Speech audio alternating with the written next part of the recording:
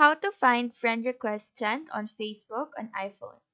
So first is of course open the Facebook application and make sure that you are connected to the internet. On this page, you can see six icons on the bottom part of the screen, and beside this home tab, you can actually click on the friends here and you will be able to see everyone who sent you a friend request. But if this friend tab is not available to you, what you can do is click on the menu on the bottom right corner, scroll down and click on settings and privacy. Once you tap on this, additional drop down menu will appear. Click on the Your Time on Facebook. This one is the third option from the top. Once you're on this page, click on See Time on this first square right here. Click on Activity tab.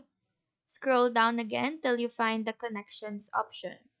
Tap on it, and here you can see added friends, removed friends, and everything that has something to do with your connections. So that is how you find friend requests sent on Facebook on your iPhone device. Do let us know if this video helped you out, and if you have any questions, feel free to drop them down below. Thank you for watching and have a nice day.